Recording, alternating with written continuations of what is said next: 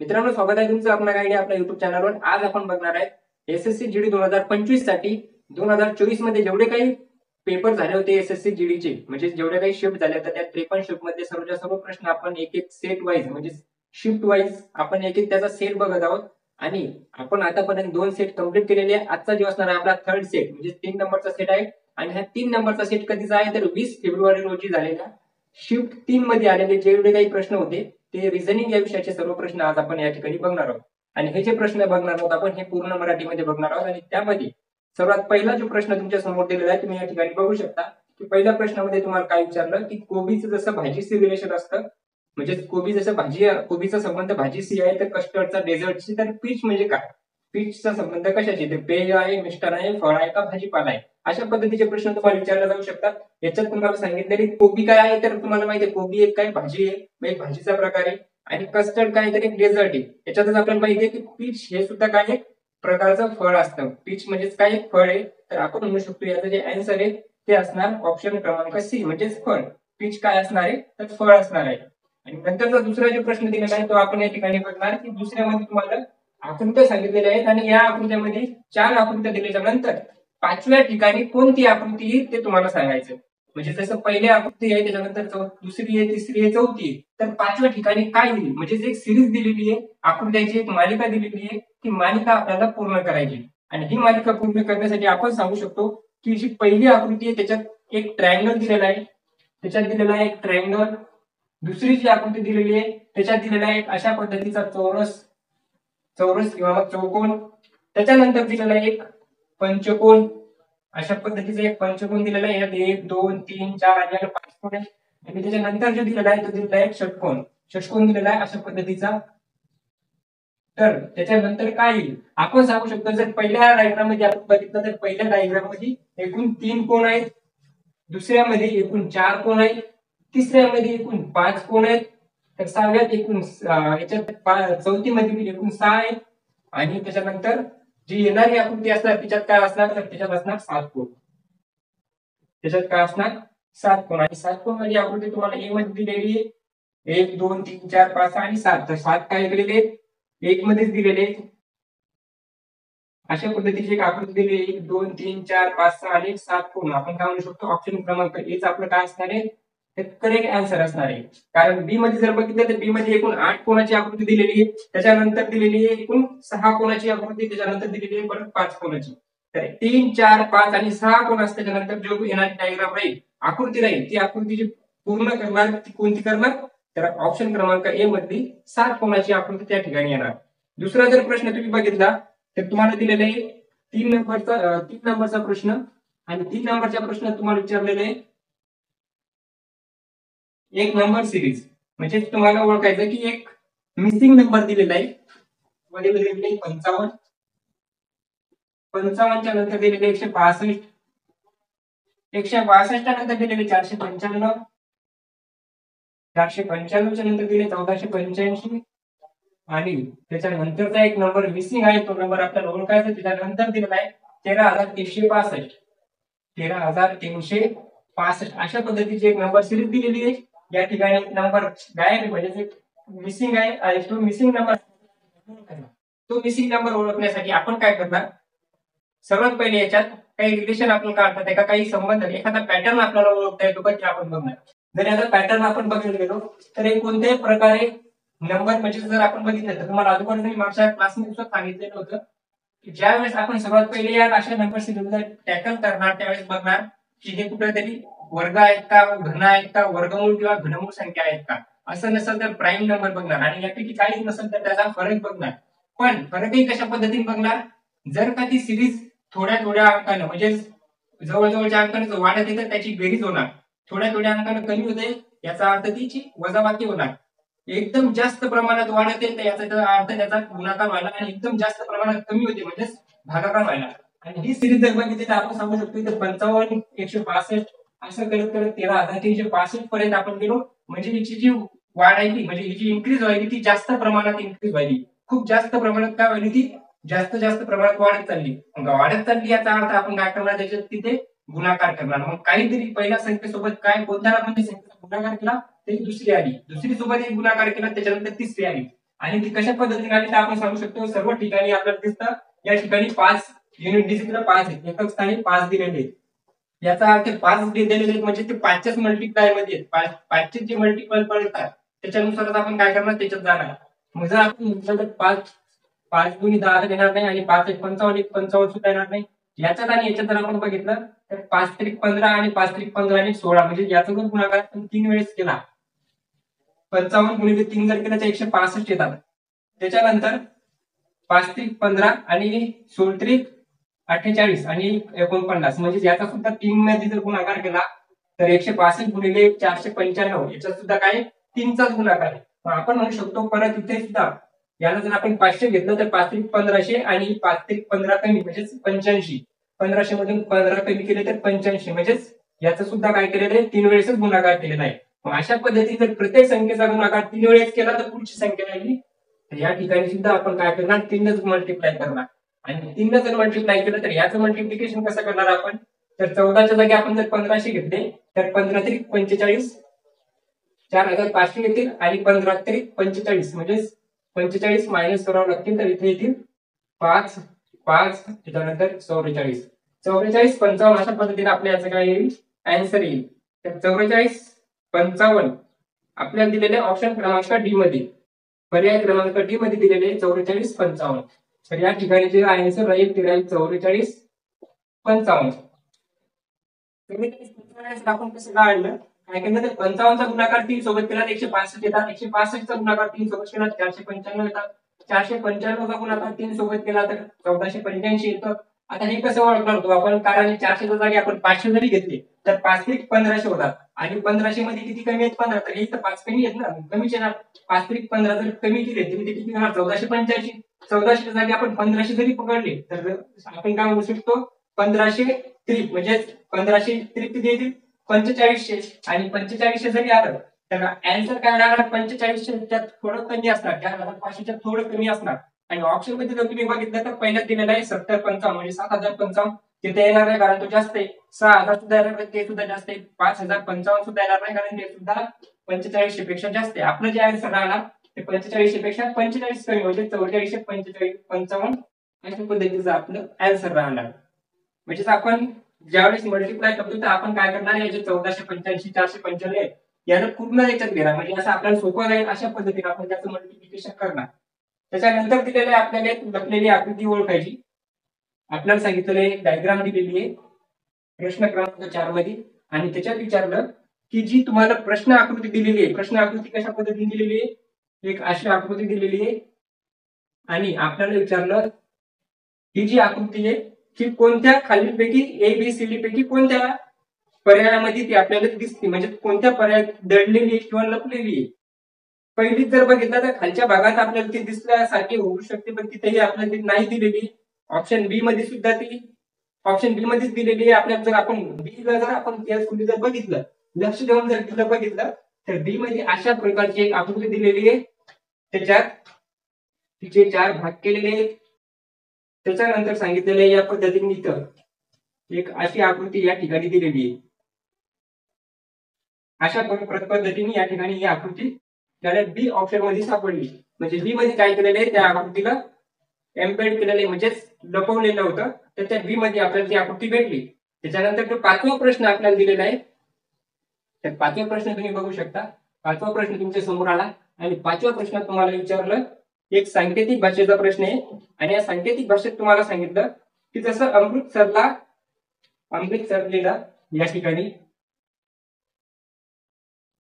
अशा पद्धतीनं अमृतसरला काय लिहिलं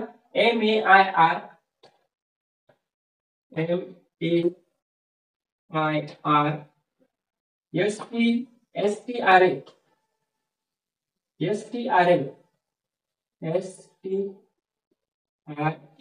अशा पद्धतीने एक अमृतसरला या पद्धतीने काय केलं कोड केलं म्हणजे कोड त्या पद्धतीने अमृतसरला त्या पद्धतीचा कोड दिला.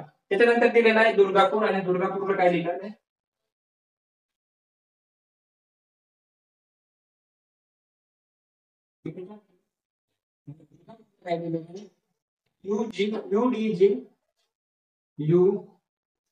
UDG RPA, RPA आणि RU अशा पद्धतीने दुर्गापूरला सुद्धा डिनोट केलं. आणि दुर्गापूरच्या नंतर आपल्याला विचारलं शिलॉंग. शिलॉंग शिलॉंग साठी आपण काय कोड यूज करणार किंवा काय कोड देणार त्या शिलॉंग साठी. तर शिलॉंग साठी आपल्याला विचारलेले आहे, काही ऑप्शन दिलेले सुरुवातीला GNH आणि S अशा पद्धतीने काही ऑप्शन सुरू होतात. तर त्याच्या अगोदर आपण बघणार आहे का अमृतसर. अमृतसरचा कसं कोड केलं तर आपण बघू शकतो या ठिकाणी A या ठिकाणी, M या ठिकाणी, R या ठिकाणी दिलेला आहे, तर I या ठिकाणी दिलेला आहे, त्यानंतर T या ठिकाणी दिलेला आहे, S या ठिकाणी दिलेला आहे, A या ठिकाणी आहे आणि एक R या ठिकाणी आहे. म्हणजे दोन लेटरला काय केलं तर त्यांची प्लेस अल्टरनेटली गेली. म्हणजे दोन नंबर होता तो अगोदर घेतला किंवा सुरुवातीला होता ते नंतर घेतला, परत दोन दोनचे ग्रुप काढले आणि त्यांना काय केलं त्याची प्लेस इंटरचेंज केली, प्लेस बदलली म्हणजे जागा बदलली. तसंच दुर्गापूर मध्ये सुद्धा दोन दोनचे काय केलेले येतात ग्रुप काढले आणि त्यांची जागा बदलली. तसंच आपण या ठिकाणी सुद्धा करणार अशा पद्धतीनं. शिलॉंगला सुद्धा काय करणार डिनोट करणार. एसच्या जागी काय येणार H, सुरुवातीला नंतर येणार S, परत येणार इथे L, नंतर येणार I, त्याच्यानंतर येणार O, नंतर येणार L, त्याच्यानंतर येणार G आणि नंतर येणार N. अशा पद्धतीने HSL, HSL चा HSL, C आणि D मध्ये दिलेले आणि त्याच्यानंतर LIOL, IOLGN ऑप्शन क्रमांक काय राहणार आपला तर C राहणार. सी मध्ये काय केलेले आपल्याला शिलॉंगचा कोड दिलेला आहे, तर शिलॉंगला आपण कोड करणार सी मध्ये जे आन्सर दिलेले त्या पद्धतीने HSLIOLGN. त्याच्यानंतर पाच क्रमांकाचा प्रश्न झाला. 6 नंबरच्या प्रश्नामध्ये तुम्हाला दिलेले आहे 6 नंबरचा प्रश्न काय विचारलेला आहे दिलेले PTX ला आपण RVZ लिहिलं. PTX ला काय लिहिलं RVZ आणि CGK ला तुम्ही काय लिहिणार तर म्हणजे सांगितलं की PTX ला या ठिकाणी दिलेलं आहे RVZ आणि आपल्याला विचारलं CGK ला आपण कशा पद्धतीने डिनोट करणार किंवा कोड करणार. तर PTX जर बघितलं आपण तर सांगितलं होतं PQRTUVXYZ प्रत्येकात काय काय दिलेलं आहे दोन नंबरचा फरक दिलेला आहे. त्याच्यानंतर म्हणजे +2 आणि +2 याच्यात सुद्धा आपण +2 केलं C D आणि E येणार, G H आणि I येणार, K L आणि M येणार. तर EIM चा आपण म्हणू शकतो की ऑप्शन क्रमांक A आपला असणार EIM. हेच असणार का आपला आन्सर. EIM कशामुळे कारण P च्या नंतर R दुसऱ्या क्रमांकावर आहे, T च्या नंतर V दुसऱ्या क्रमांकावर आहे आणि X च्या नंतर Z सुद्धा काय दुसऱ्या क्रमांकावर आहे.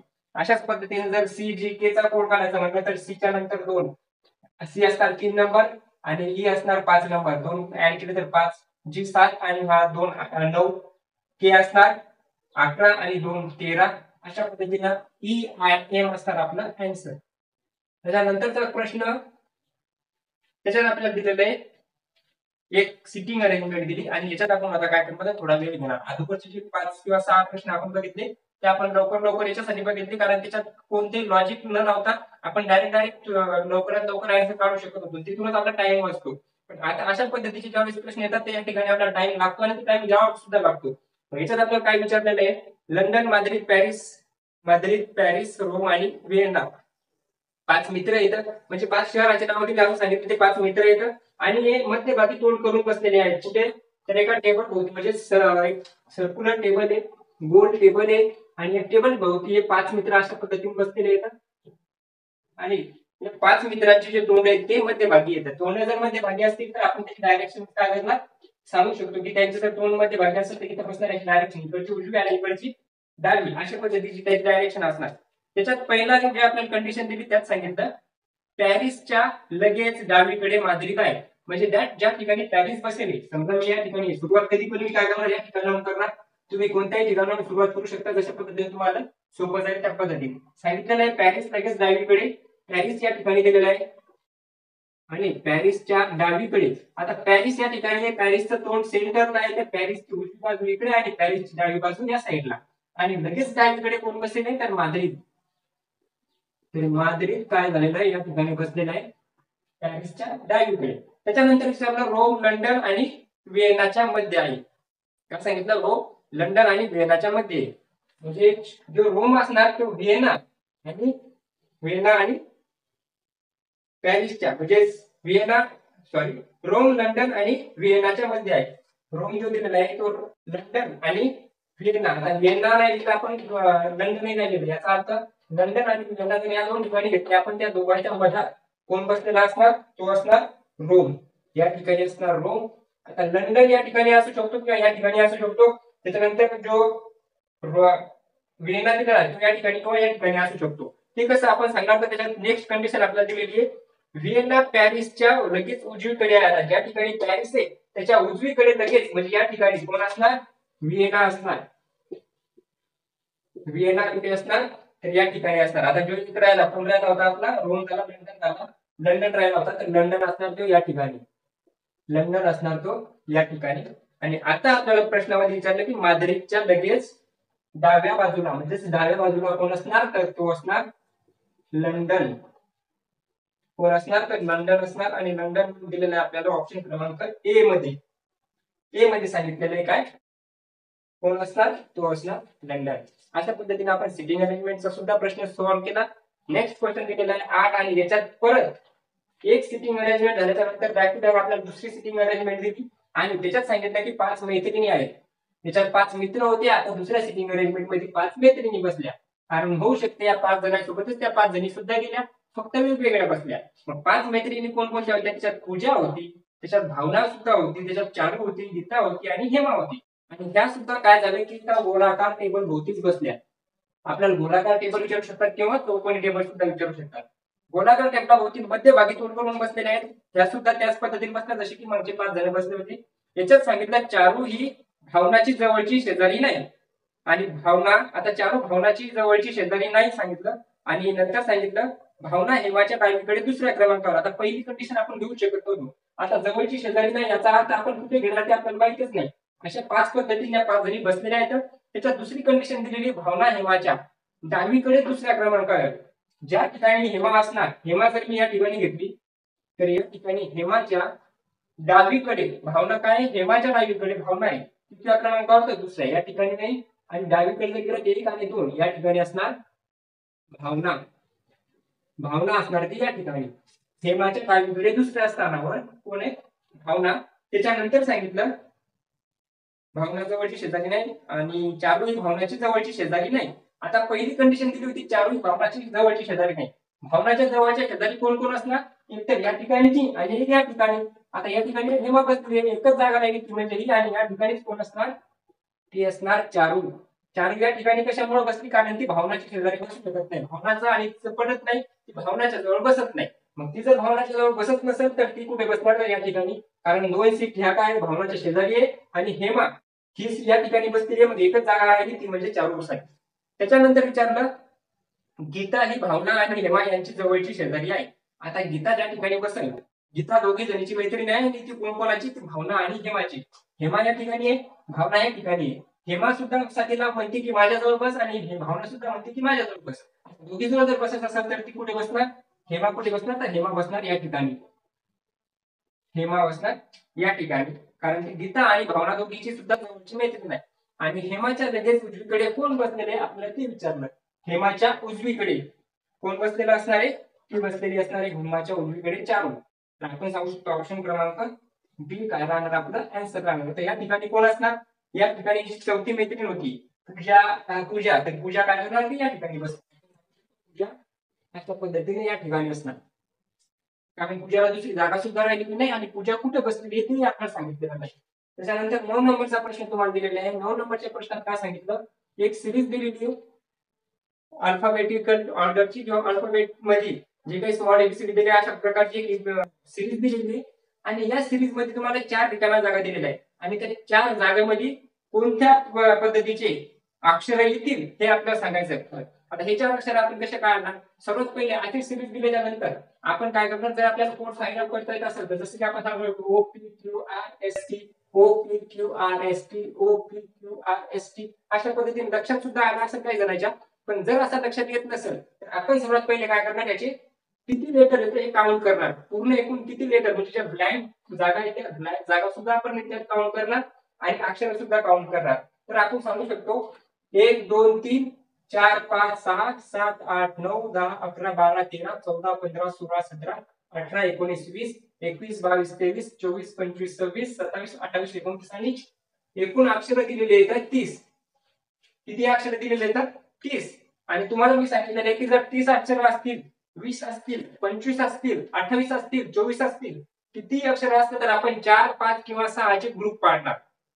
मग 30 चे जर ग्रुप पाडायचे असतील तर मी कितीचे ग्रुप पाडू शकतो?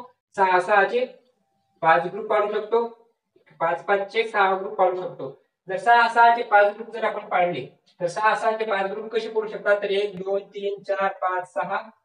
त्याच्यानंतर 1 2 3 4 5 6, 1 2 3 4 5 6, 1 2 3 4 5 आणि 1 6 अशा पद्धतीचे ग्रुप करू शकतात. आणि याच्यात जर तुम्ही लक्ष देऊन बघितलं तर याच्यात सांगू शकतो पहिल्यांदा ओ आहे, इथे पहिला ओ आहे, इथे पहिला ओ, इथे पहिला ओ, इथे पहिला ओ आहे. पण आपल्याला जी ब्लँक पाहिजे ती पाहिजे 1 2 3 आणि 4 नंबरची. मग 4 नंबरला कोण येणार? त्याच्या 4 नंबरला कोण आहे? 1 2 3 4 आहे, 1 2 3 4 आहे, 1 2 3 4 आहे. म्हणजे प्रत्येक ग्रुप मध्ये 4 नंबरला कोण आहे? 8. याच्यात सुद्धा 4 नंबरला कोण असणार? 8. या ठिकाणी 2 नंबरची ब्लँक आहे तर 2 नंबरला एक पेन कोण येते? या ठिकाणी 2 नंबरला पी, या ठिकाणी 2 नंबरला पी, या ठिकाणी सुद्धा 2 नंबरला पी चे. तर या ठिकाणी सुद्धा कोण येणार? पी येणार. त्याच्यानंतर जी येते या ठिकाणी शेवटची. मग शेवटला कोण आहे? टी. शेवटला टी, टी. तर या ठिकाणी सुद्धा कोण असणार? टीच असणार. त्याच्या अगोदर सेकंड लास्ट म्हणजे मागून जी दुसरी एस एस एस तर या ठिकाणी सुद्धा काय असणार? एस. आणि या ठिकाणी सुद्धा काय असणार? एस. अशा पद्धतीने आपण एक कोड काय करू शकतो? फाईल करू शकतो. त्याच्यात आपल्याला सांगितलं सर्वात पहिले दिलेला आहे आर, दुसरा दिलेला नाही, दुसऱ्यात कोणती जागा दिलेली नव्हती, याच्यात दिलेला आहे पी, याच्यात दिलेला आहे टी आणि शेवटला दिलेला आहे एस, आरपीटीएस. तर आपण याच्यात आरपीटीएस ऑप्शन काय राहणार आपला? बी फॉर प्रॉबॅबिलिटी. बी आपला आन्सर असणार आरपीटीएस. तर याच्यात आपण कोड कसा फाइंड आउट केला? OPQRST OPQRST OPQRST अशा पद्धतीने ही सिरीज त्याला भेटली. आणि या सिरीजच्या नंतरचा प्रश्न 10 नंबरचा प्रश्न दिलेला आहे. 10 नंबरच्या प्रश्नात आपल्याला काय विचारलं? 10 नंबरच्या प्रश्नात आपल्याला विचारलेले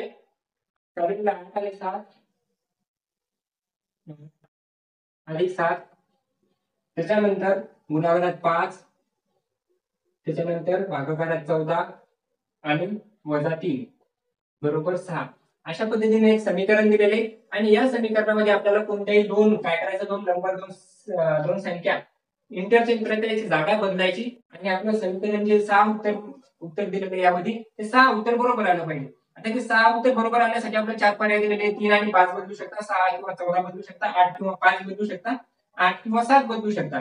आता हा जो प्रश्न आपल्याला दिलेला नाही त्याच्यात आपण प्रत्येक वेळेस काय करणार? ऑप्शन अगोदर बघणार. कारण ऑप्शन बघितल्याच्या शिवाय आपण कोणतेच दोन अंक नाही बदलू शकत. तुम्ही जर म्हणले 8 आणि 14 जर मी बदलायचा विचार केला तर 8 आणि 14चा आपल्याला पर्याय दिलेला नाही. मग 8 आणि 14 बदलून आपला काहीच फायदा नाही, काहीच कारण त्याचा आन्सर येऊ शकत नाही. मग आपल्याला जर आपण जर चेक केलं तर चेक केल्याच्या नंतर आपल्याला असं कळलं की 7 आणि 5 आणि 14 याचं जर रिलेशन बघितलं कधी अशा प्रकारात किंवा अशा प्रश्नात आपण काय केलं? अंकावर भागाकार बघणार. आणि भागाकारात 5 आणि 14 चा काही संबंध नाही. 5 आणि 14 भागत नाही, 14 ने 5 ने जात नाही. मग 14 आणि 5 चा कुठला आहे का की 14 आणि 5 आपण बदलू शकतो? तर असंही काहीच नाही.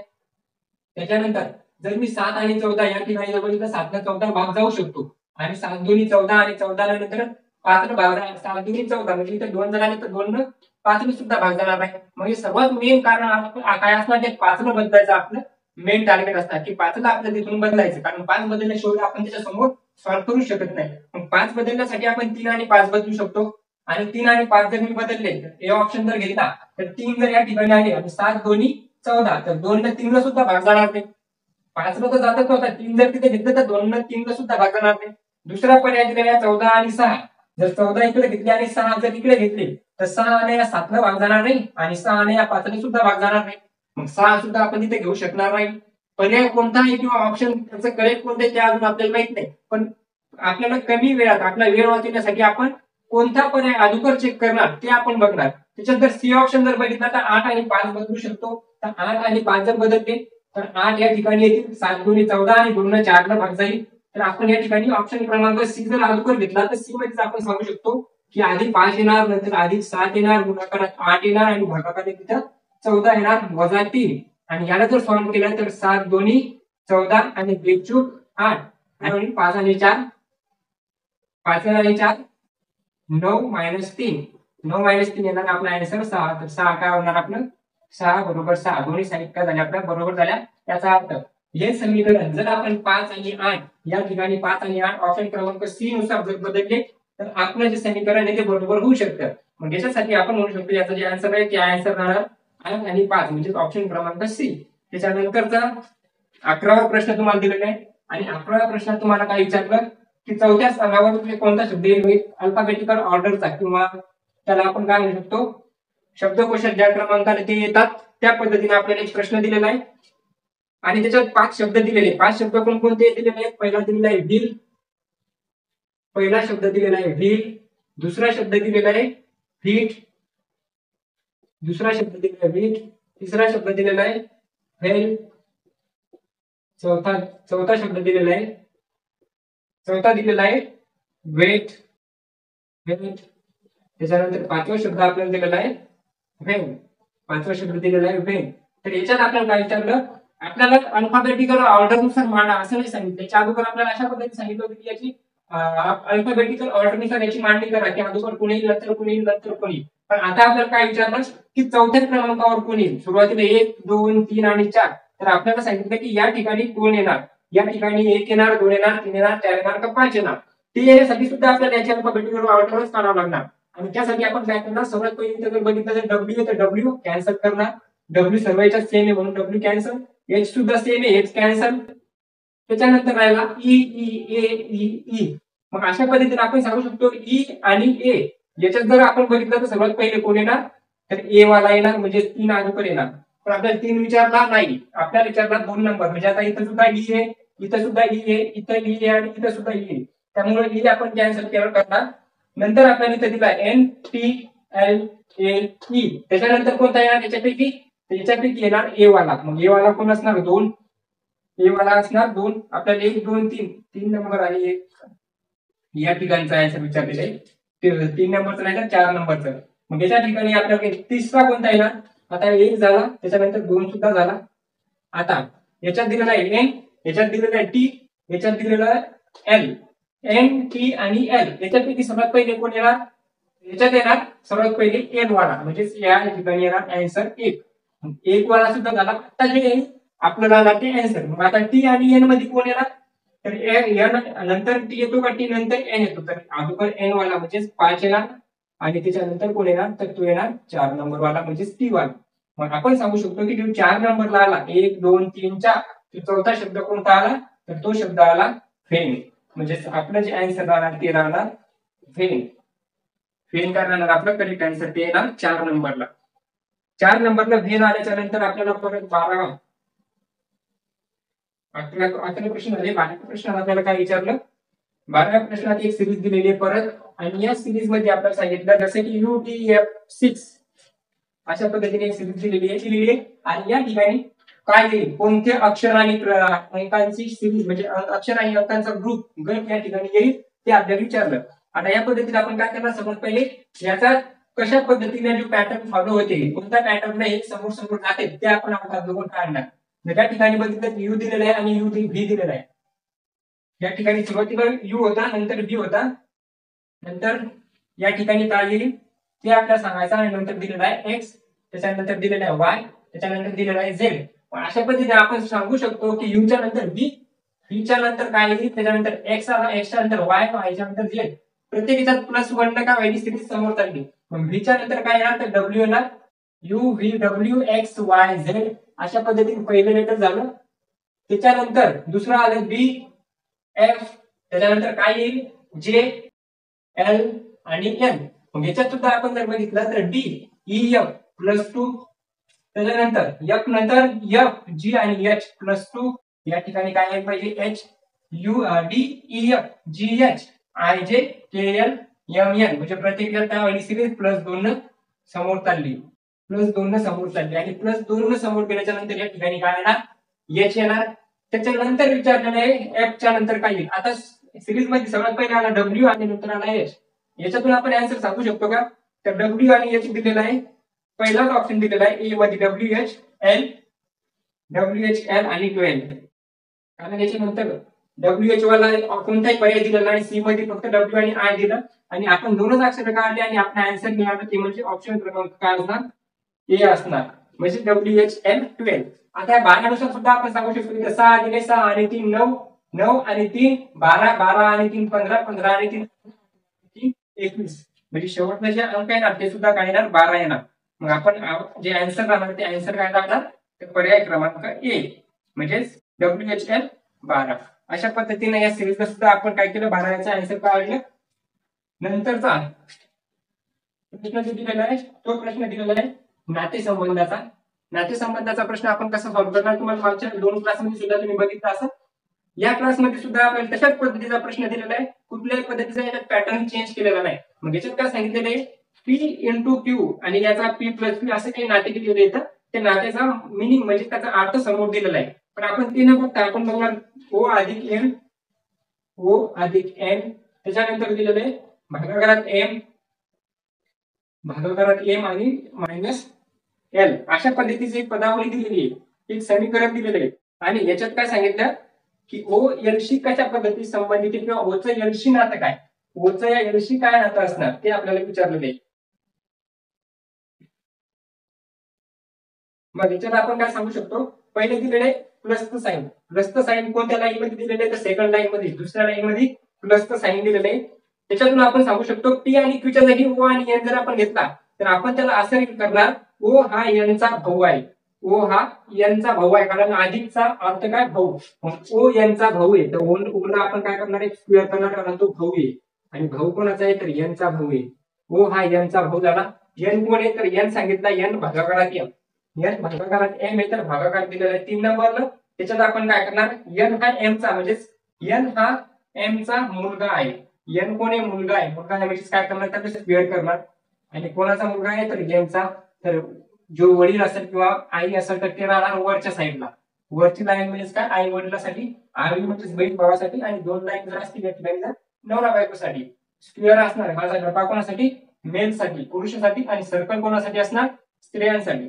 त्याच्यानंतर दिलेलं आहे M - L ला आपण काय म्हणणार M - L म्हणजे 4 नंबरची लाईन दिलेली. M हा L चा नवरा आहे. M कोण आहे नवरा आहे कोणाचा तर M नवरा आहे म्हणजे डबल लाईन कोणाचा L चा. मग M जर नवरा असेल तर L सुद्धा त्याचा नवरा सुद्धा असणार. L कोण असणार त्याची बायको असणार. M जर नवरा असेल तर L त्याची बायको. आपल्याला विचारलं L O ची कोण किंवा O L चा कोण असं विचारलं तर L O ची नाही विचारलं आपल्याला, O L चा कोण आहे. O हे कोण आहे मुलगा आहे म्हणजे पुरुष आहे ना, तर पुरुष आहे तर मग याचं नातं काय आहे तर जरी नवरा बायको आहे आणि याच्या नवऱ्याचा मुलगा N आहे म्हणजे L चा नवऱ्याचा मुलगा N म्हणजे हिचा सुद्धा मुलगा आणि हिचा सुद्धा मुलगा, तर हा सुद्धा याचा भाऊ म्हणजे हे दोघं सुद्धा कोण मुलं कोणाचे M आणि L चे. मग L चा O कोण तर मुलगा कोण येणार तर मुलगा येणार. आणि ऑप्शन क्रमांक दिलेला आहे डी फॉर देवसेना काय दिलेला आहे आन्सर दिलेला आहे मुलगा असणार O चा. कोण O असणार मुलगा कोणाचा L चा. तर अशा पद्धतीने 13 प्रश्न आज आपण बघितले. 13 प्रश्नाच्या नंतर अजून आपले किती प्रश्न बाकी आहेत तर 7 प्रश्न बाकी आहेत. त्याच्यात आपला नेक्स्ट जो प्रश्न दिलेला आहे 14 नंबरचा, या 14व्या नंबरच्या प्रश्नात आपल्याला विचारलं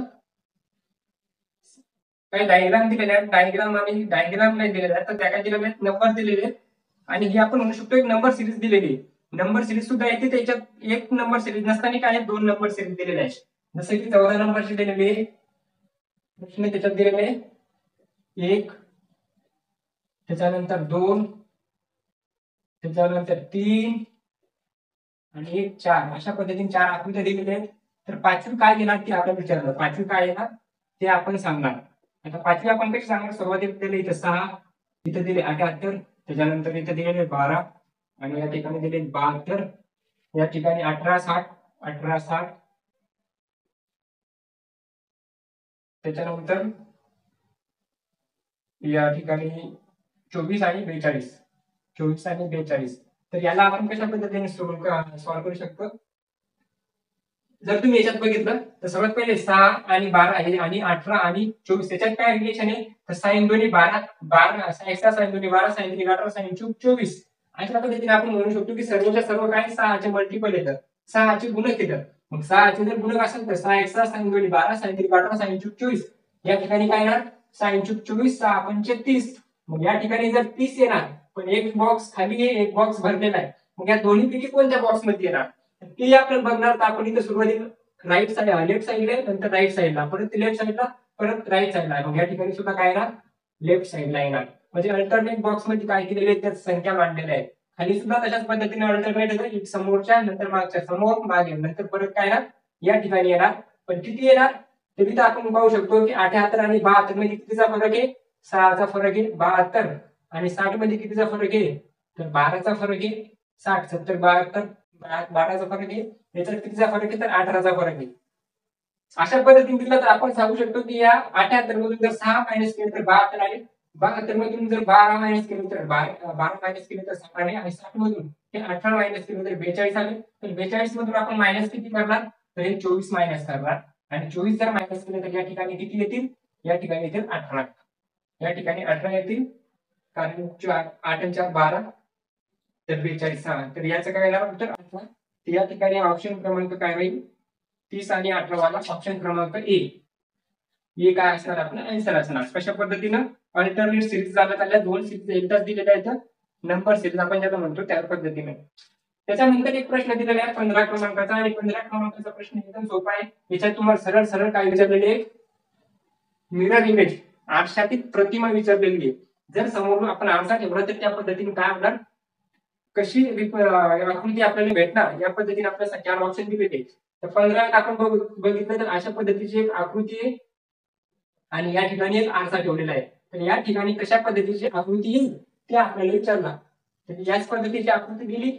आणि ही जी आकृती असणार ही जी मिरर मध्ये दिसणार ही कशी दिसणार फक्त याची साईड चेंज होणार वरचा भाग वरच राहणार खालचा भाग खालीच राहणार याच्या दोन पद्धतीच्या डायग्राम आपल्याला विचारले जाऊ शकतात एक मिरर इमेज किंवा मग एक वॉटर इमेज अशा पद्धतीने खाली जर आरसा असेल तर वॉटर इमेज आणि या ठिकाणी जर असेल तर मिरर इमेज या ठिकाणी कशी येणार जी बाजू पुढे असते ती काय दिसती मागे दिसती म्हणजे अशा पद्धतीची आकृती आपल्याला या ठिकाणी दिसणार मग अशा ठिकाणी आकृती कशी मिरर इमेज मध्ये काय होतं जेव्हा समोर असतो तो समोर दिसतो जवळ जवळ दिसतो आणि जो लांब दूर असतो तो दूर दिसतो पण वॉटर इमेज मध्ये काय होतं त्याची डायरेक्शन चेंज नाही होता डायरेक्शन तीच राहते फक्त त्याची वरची आणि खालची साईड वर चेंज होती म्हणजे अशाच पद्धतीने डायग्राम या ठिकाणी सुद्धा दिसणार याला उलट जरी केलं तरी अशीच दिसणार सर्किट तरी अशीच दिसणार अशा दोन पद्धतीचे आपल्याला आपण विचारू शकतात तर आपल्याला या ठिकाणी विचारलेली आहे मिरर इमेज आणि मिरर इमेज आपल्याला दिलेली आहे पर्याय क्रमांक 1 मध्ये B1 आणि 2 मध्ये 1 मध्ये ती असू शकते का नाही कारण 1 मध्ये काय दिलेलं आहे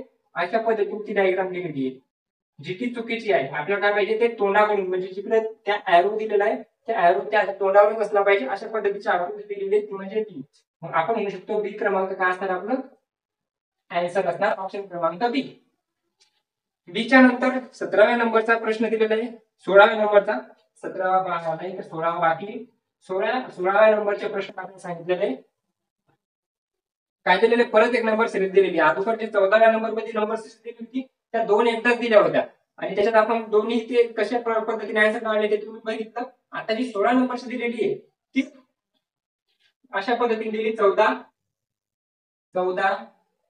6 5 6.5 आणि 12 तर पुढे काही असं विचारलेलं आहे याच्यातून आपण फरक काढ दिलो तो फरक आपल्या साताला घडणार नाही संख्या कुठल्याच प्रकारच्या समसंख्या विषम संख्या असंही काही दिसत नाही कारण पॉईंट दिलेला आहे आणि ज्यावेळेस पण पॉईंट दिलेला असतो त्यावेळेस समजायचं की पॉईंटचा गुणाकार असणार ज्यावेळेस पण असा पॉईंट दिलेला असेल सिरीज मध्ये त्यावेळेस समजायचं पॉईंटचा सुद्धा याच्यात गुणाकार असणार मग पॉईंटचा गुणाकार कसा केलेला आहे तर या ठिकाणी पाहू शकता 6 14 आणि 14चे 6 कसे होऊ शकतात तर या 14 म्हणजे या 14 जर का आपण 1/2 ने मल्टिप्लाय केलं तर आपल्याला उत्तर किती भेटेल 7 आणि या 7 मधून जर आपण 7 - 1 केला तर उत्तर येतं 6 काय केलं 14चे अर्धे केले 7 7 मधून 1 वजा केला तर 6 तसं या 6 जर आपण 6 * 6 जर 1 ने मल्टिप्लाय केलं तर 6 * 6 आणि या 6 मधून जर 1 केला तर इथे काय येणार 5 मग आपण इथं असं म्हणतो की इथं अर्धा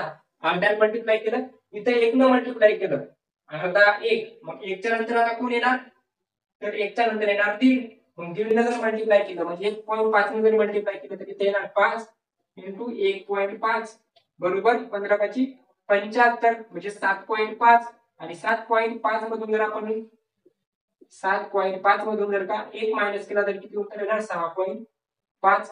किंवा असं न करता आपण अशा पद्धतीने सुद्धा करू शकतो. हे अर्धा हे असं जर तुम्हाला येत नसेल किंवा जमून मेल लागत नसेल समजत नसेल तर आपण याला अशा पद्धतीने सुद्धा 1/2 च्या जागी आपण 2/2 सुद्धा घेऊ शकतो. 2/2 म्हणजे किती 1. मग त्याच्यानंतर 5 जर आले तर 5 च्या जागी आपण येणार 3/2 आणि 3/2 च्या किती होणार किती येतील 5 3 15 आणि 15 भागिले 2 15 भागाकारात 2 याचं उत्तर काय येणार 7.5 आणि 7.5 च आपण काय म्हणू शकतो 7.5 मायनस 1 म्हणजेच ते येणार 6.5. त्याच्यानंतर 6.5 गुणाकारात आता 1/2 2/2 3/2 या ठिकाणी काय येणार 4/2. मग 4/2 ला जर 2 आणि 2 4 म्हणजे 2 आले मग आपण म्हणू शकतो 6.5 गुणिले 2 तर 6 12 आणि 1 13 याचं उत्तर येणार 13 आणि 13 तून जर का आपण 1 वजा केला तर उत्तर येणार 12. अशा पद्धतीने 13 तून 1 वजा करावं लागेल कारण प्रत्येक ठिकाणी आपण 1 मायनस करायलो आणि प्रत्येक ठिकाणी अर्ध्या अर्ध्याने काय व्हायला मल्टिप्लिकेशन पे करायला गुणाकार पद्धती वाढत चालला. अर्धा होता 1 झाला 1 च्या नंतर 1.5 झाला 1.5 च्या नंतर 2 झाले आता 2.5 होणार. मग 6.5 आणि 12 च्या नंतर किती येणार 12 गुणाकारात 4 होती तर इथे येणार 5/2 5/2 म्हणजे किती तर 12 6 5 30 आणि 30 मधून काय करणार परत 1 मायनस करणार 30 मधून 1 मायनस केल्याच्या नंतर येणार 29 आणि आपल्याला किती विचारलं होतं की या ठिकाणी किती येणार तर या ठिकाणी येणार 29. आपला पर्याय क्रमांक काय राहणार 29 म्हणजे पर्याय क्रमांक राहणार डी राहणार आपलं आन्सर. अशा पद्धतीने आपण या अशा नंबर सिलेक्ट ज्यावेळेस पॉईंट मध्ये देईल त्यावेळेस पॉईंटचा गुणाकार लक्षात ठेवणार म्हणजे पॉईंटला कसा आता सर्वात पहिले याचे काय 14चे काय केले की 6 येऊ शकतात 14चे अर्धे आणि त्याच्यातून 1 मायनस केला तर 6 आले म्हणजे 14चा गुणाकार अर्धा 1/2 सोबत केला तर 7 आले आणि 7 मधून 1 वजा केला 6. आता इथे जसे 1/2 आले तसे इथे 2/2 येतील 3/2 येतील 4/2 येतील 5/2 येतील. मग अशा पद्धतीने काय व्हायला अर्ध्या अर्ध्यात आपण गुणाकार याचा वाढवत गेलो. त्याच्यानंतरचा जो प्रश्न दिलेला आहे 2 चिन्हांची अदलाबदल करा असा प्रश्न परत एकदा आलेला आहे. त्याच्यात आपल्याला विचारलेले काही संख्या दिलेली आहे एक समीकरण दिलेले या समीकरणात आपल्याला सांगितलेले काय सांगितलेले 18 भागाकारात 3 वजा 4 गुणाकारात 2 अधिक 7. त्याच्यानंतर दुसरे दिलेले ते काय दिलेले 18 गुणाकारात 3 भागाकारात 6 वजा 8 अधिक 4. अशा पद्धतीने 2 समीकरण दिलेले आणि सांगितलेले की या दोन्ही मध्ये पण 2 चिन्ह तुम्हाला चेंज करायचे गुणाकाराचं आणि भागाकाराचं.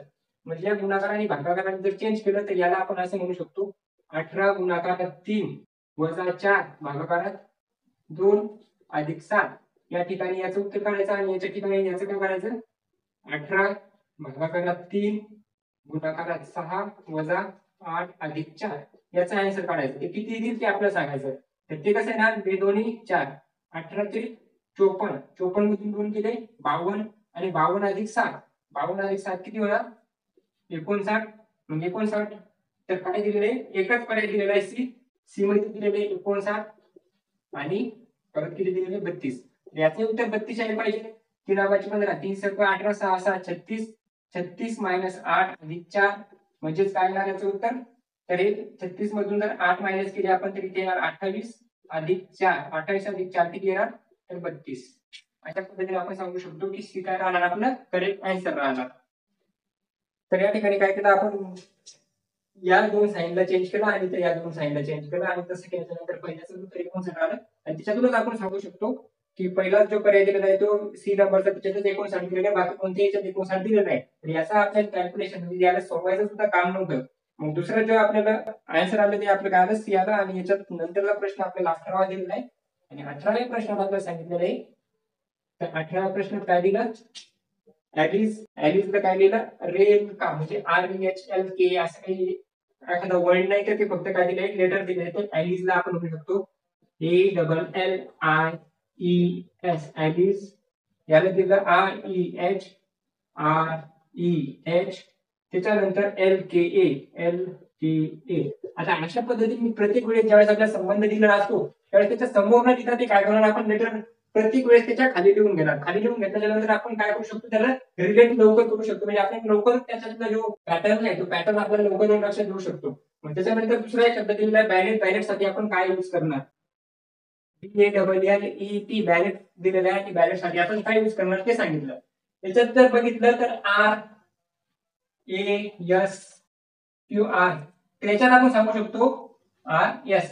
या R च्या नंतर किंवा या एला जशाच तसं ए लिहिलं आणि अशाच जर पद्धतीने आपण जर ऑप्शन बघितले तर प्रत्येक ऑप्शन मध्ये फक्त ए ऑप्शन सोडलं तर प्रत्येक याच्यात काय दिलेलं आहे, शेवटला बी दिलेला आहे. मग हा बी जशाच तसा बी शेवटला असू शकतो कारण 3 पर्याय दिलेले. मग बी सुद्धा शेवट असू शकतो. तर आपण म्हणू शकतो ए लिहिला.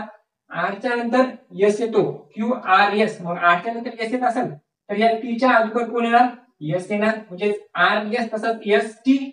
जसा RS दिलेला आहे तसंच ST दिलेला आहे. त्याच्यानंतर जसं याच्या सोबत रिलेशन दिलं तसं आपण सांगू शकतो की एल दिलेला आहे. आय जे के नंतर गेले तो या के च्या नंतर गेले तो. म्हणजे ए च्या अगोदर कोण येणार, जसं एल च्या अगोदर के आला तसं या ए च्या अगोदर कोण येणार, तर झेड येणार. कारण तुम्हाला माहिती असेल की आपण काय करतो, या ए पासून सुरुवात करतो एम पर्यंत, नंतर एन पासून सुरुवात करतो या पद्धतीने झेड पर्यंत. आणि ही जी सिरीज असते ही सिरीज अशीच पद्धतीने काय असते, चालू असते. मग या झेडच्या मागे जर जायचं म्हटलं तर आपण अशा पद्धतीने कुठे जाणार, एच्या मागे झेड कर. म्हणजे एच्या मागे येणार झेड. तर हा सुद्धा झाला. त्याच्यानंतर दिलेला आहे एल आणि एल जशाच तसा एल दिला. म्हणजे आपण सांगू शकतो की पहिलं जशाच तसं दिलं तर डी जशाच तसा घेतला.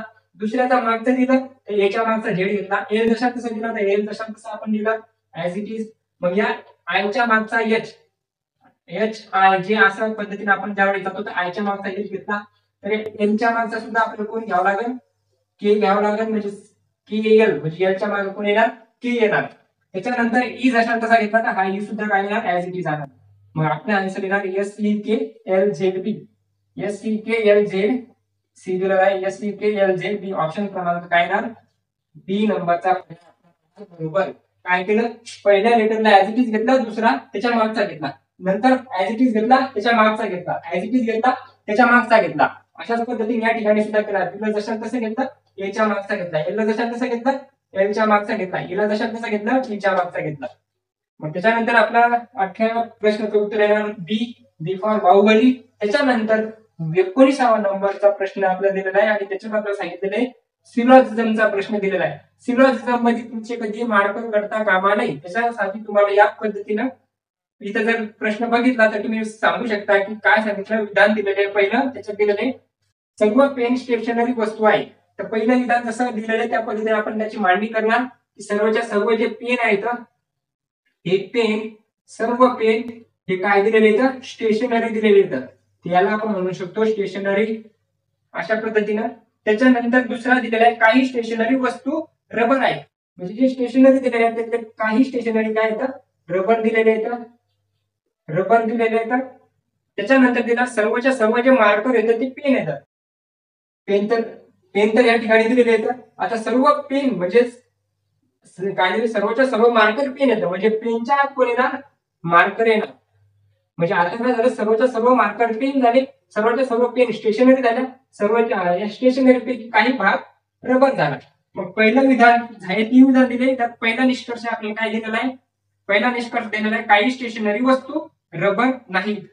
आता सांगितलं की ज्या काही स्टेशनरी वस्तू आहेत म्हणजे एवढा भाग जर आपण सोडला, एवढा भाग जर सोडला तर जो बाकीचा भाग आहे हा भाग रबर नाही असं म्हणून सांगितलं. आता याच्यात तुम्ही कसं करणार, तर आता तुम्ही म्हणू शकता की काही भाग रबर आहे याचा अर्थ बाकीचा भाग रबर नसणार.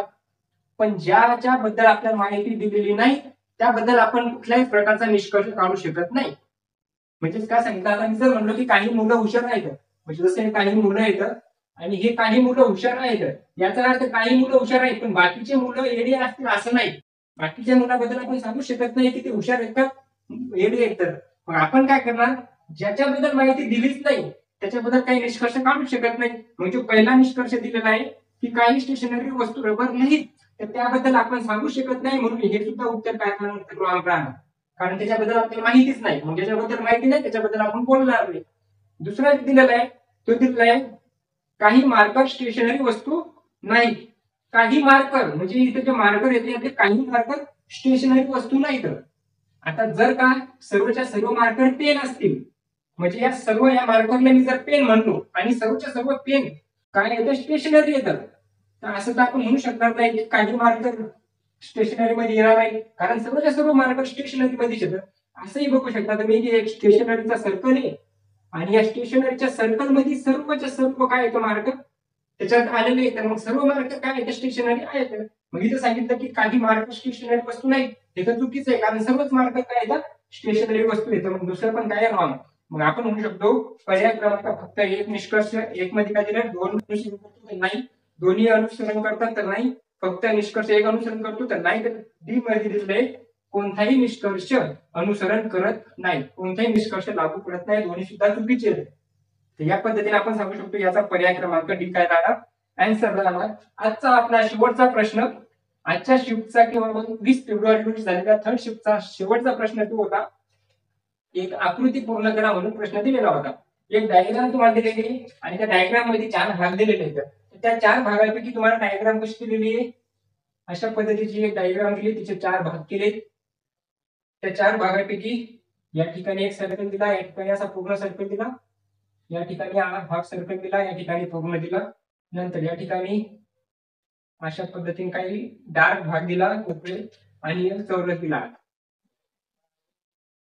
तर या ठिकाणी कोणत्या पद्धतीची आकृती येईल, पहिली येईल तर पहिली येऊ शकणार नाही, कारण पहिल्या डायग्राम मध्ये ह्यो जो सर्कल दिला इथं आपल्याला कसं आला पाहिजे, अशा पद्धतीने जर आपण डायग्राम काढली, समजा हा बॉक्स आपण इथून काढला आणि इथे घेतला, तर या जो मधात जो स्क्वेअर येईल, स्क्वेअर कशा पद्धतीचा येईल, अशा पद्धतीचा येईल. मग तो बी ए मध्ये तर दिलेला नाही, बी मध्ये असू शकतो, सी मध्ये दिलेला नाही आणि डी मध्ये सुद्धा दिलेला नाही.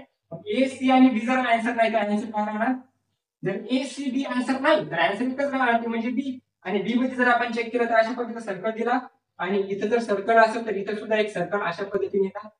याला या पेनला नाही घेता आपण दुसऱ्या मार्करला जर केलं तर आपण म्हणू शकतो या ठिकाणी हा सर्कल पूर्ण होणार, त्याच्यानंतर हा